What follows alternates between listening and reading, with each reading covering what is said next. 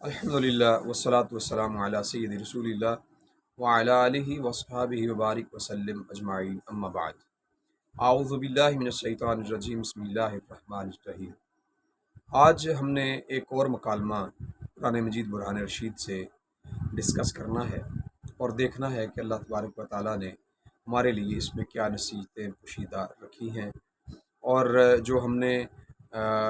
مکالمے کی جزیات بنائی ہیں کیا واقعی وہ یہاں پہ ہمیں نظر آتی ہیں کہ نہیں۔ یہ مکالمہ ہے حضرت یوسف علیہ السلام اور حضرت یعقوب علیہ السلام کے مابین۔ حضرت یوسف علیہ السلام کو ایک خواب آیا، اور وہ خواب جو ہے آپ نے اپنے والد گرامی کو ذکر فرمایا، اور یہ تذکرہ سورہ یوسف میں موجود ہے۔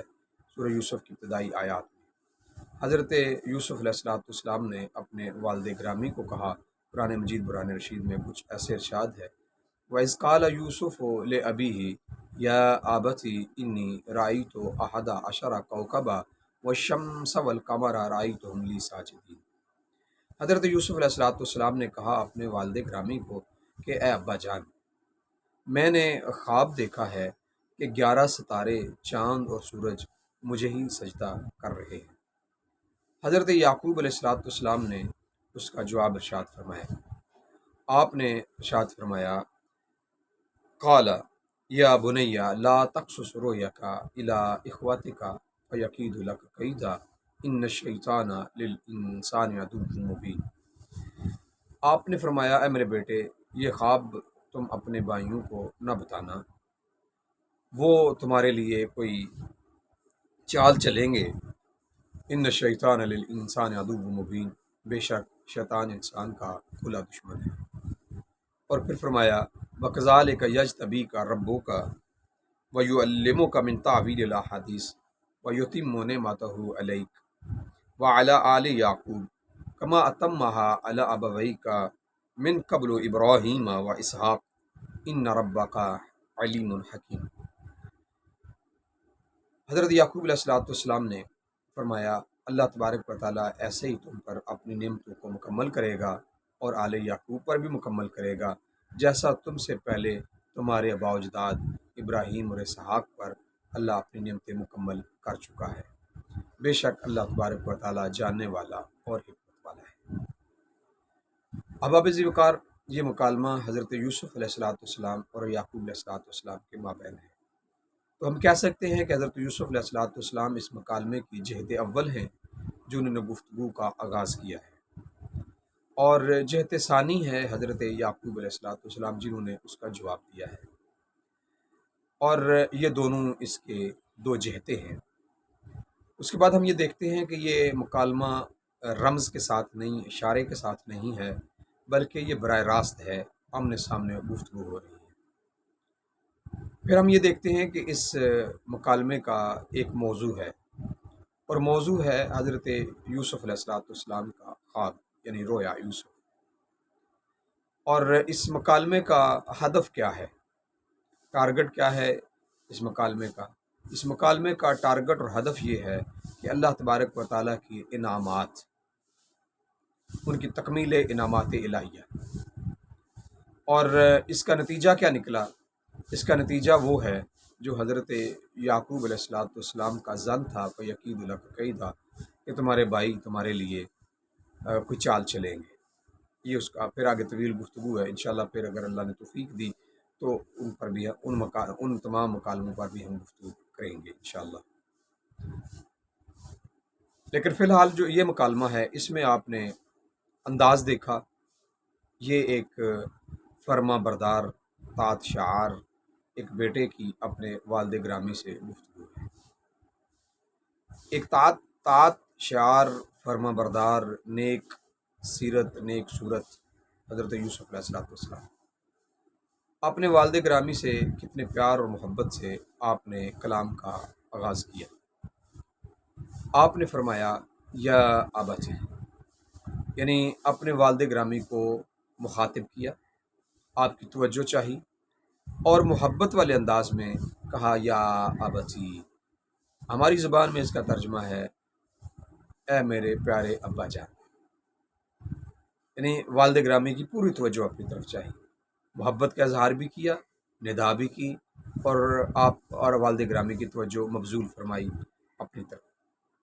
اس کے بعد پھر آپ نے اپنا دیکھا ہوا خواب ذکر کیا۔ خواب کیا تھا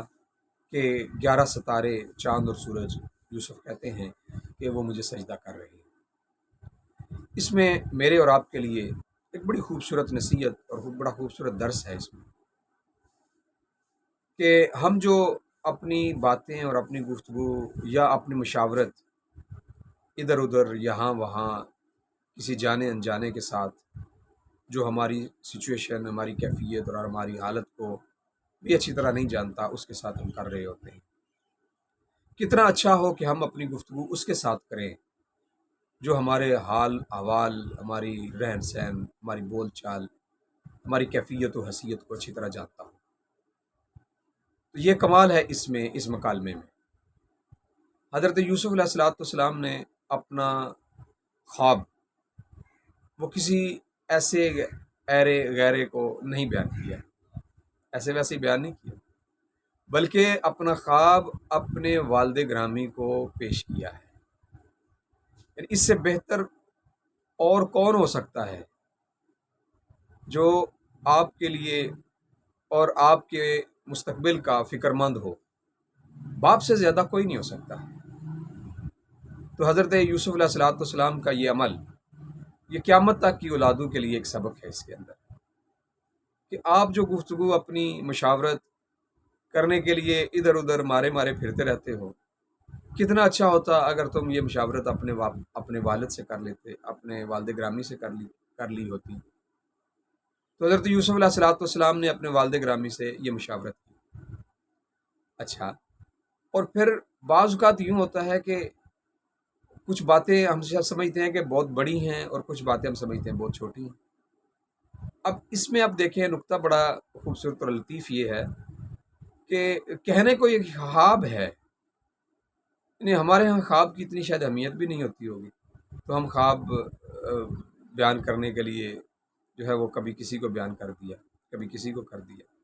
بڑا مشورہ ہو تو پھر ہم کہتے ہیں اچھا چلو کر لیں۔ لیکن یوسف علیہ السلام کا یہ عمل یہ بتا رہا ہے کہ چاہے وہ آپ جس عمل کو چھوٹا بھی سمجھ رہے ہیں، وہ بھی اپنے باپ سے ذکر کریں، وہ بھی اپنے والد سے ذکر کریں۔ حضرت یوسف علیہ السلام نے کا عمل یہ ہمیں بتا رہا ہے کہ آپ جس عمل کو چھوٹا یا گھٹیا یا ہلکا سمجھ رہے ہیں، اس عمل کو بھی یا اس کام کو بھی اپنے والد سے مشورہ کر لیں۔ تو حضرت یوسف علیہ السلام کا یہ خواب یہ بتا رہا ہے۔ اور تیسری بات، حضرت یوسف علیہ السلام کا اعتماد،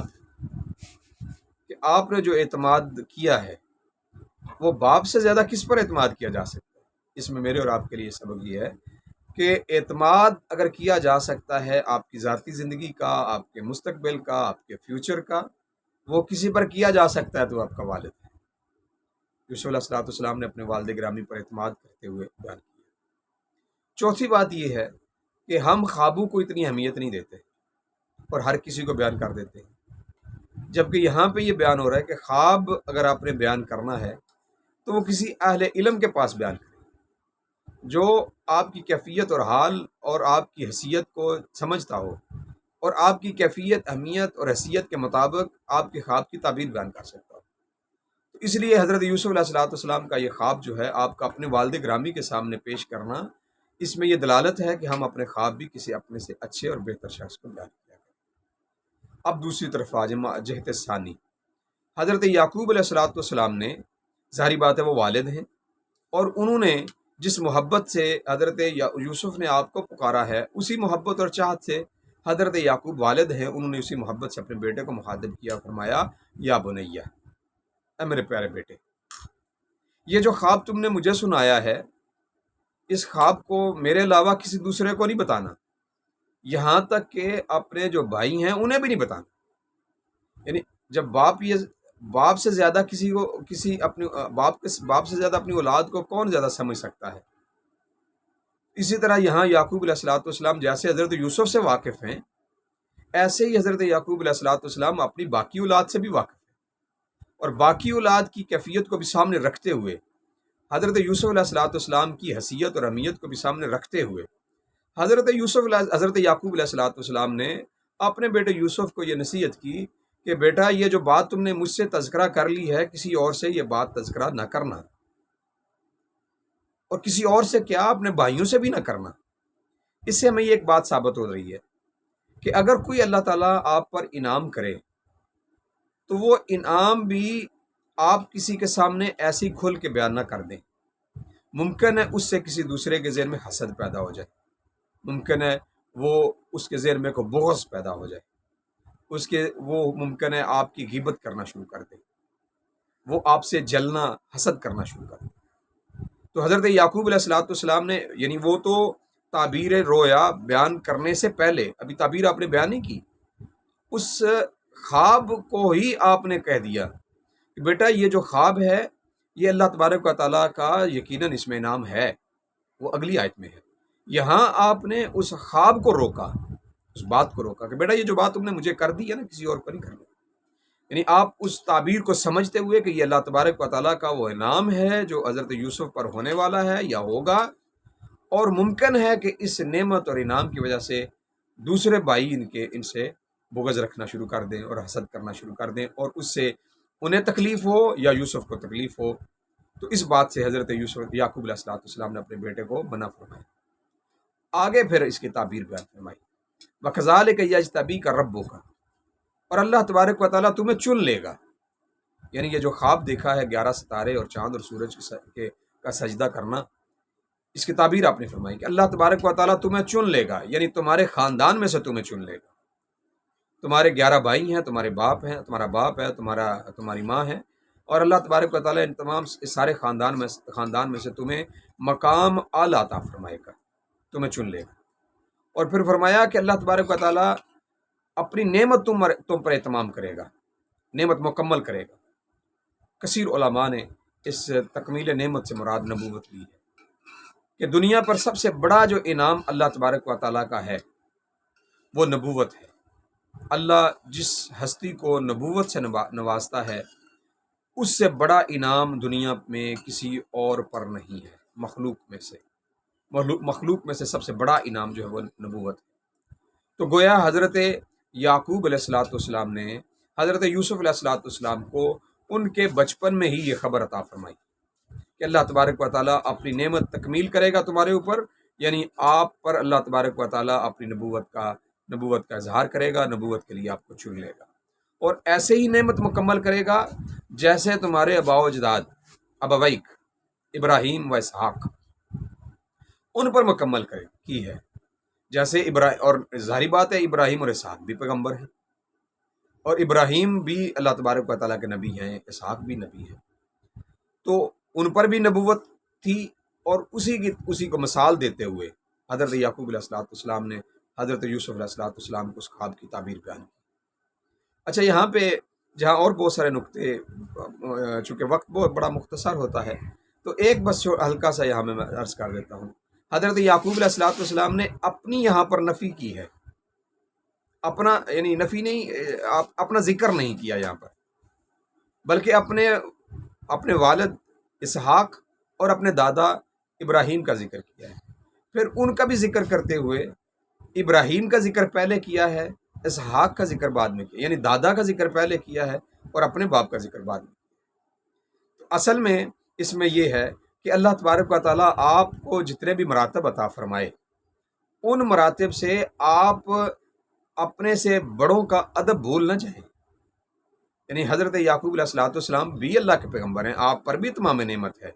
لیکن آپ نے بطور عاجزی اپنی اس نعمت کو ذکر نہ کر کے اپنے باپ اور دادا کا ذکر کیا۔ پھر باپ اور دادا میں سے بھی جو مرتبے میں زیادہ ہے، فضیلت میں زیادہ ہے، اس کو پہلے ذکر کیا۔ حضرت ابراہیم علیہ السلام ظاہری بات ہے بزرگی میں بھی بڑے ہیں اور مرتبے میں بھی بڑے ہیں، خلت آپ کا مقام ہے، آپ کا نام پہلے لیا اور اپنے باپ حضرت اسحاق والد ان کا ذکر بعد میں کیا۔ اور دوسرا بڑا خوبصورت نقطہ یہاں پر یہ ہے کہ یہ جو لفظ اب ہے یہ صرف بایولوجیکل جو پیرنٹس ہوتے ہیں، جو والد ہوتا ہے، صرف اس کے لیے استعمال نہیں ہوتا۔ تو یہ پتہ چلا اس میں سے کہ لفظ اب جو ہے یہ باپ کے لیے بھی استعمال ہو سکتا ہے، دادا کے لیے بھی استعمال ہو سکتا ہے،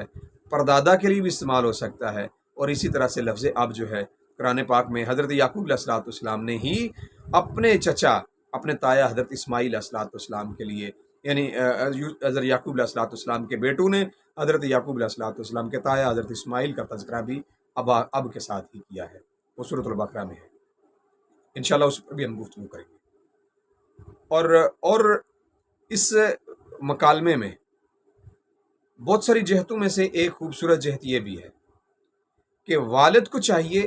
کہ وہ اپنے بیٹے کی بات کو سنے اور اس کے بعد اس کو فیصلہ دے، اور وہ نصیحت کرے جو نصیحت اس کے لیے چاہیے، جس نصیحت کا اسے فائدہ ہو یقیناً، اور یہ مرتبہ باپ کے علاوہ، یہ کام باپ کے علاوہ کوئی دوسرا نہیں کر سکتا، اور یعقوب علیہ الصلوۃ والسلام نے ایسا ہی اپنے بیٹے کے لیے کیا ہے، حضرت یوسف علیہ الصلوۃ والسلام کے لیے۔ اللہ تبارک و تعالی ہمیں قرآن پاک سمجھنے کی توفیق عطا فرمائے، اور اس مکالمے سے جو ہم نے سبق سیکھا ہے ایک باپ کا اپنے بیٹے کے ساتھ اور بیٹے کا اپنے باپ کے ساتھ، اللہ تبارک و تعالی ہمیں اس پر عمل کرنے کی توفیق عطا فرمائے۔ السلام علیکم ورحمۃ اللہ وبرکاتہ۔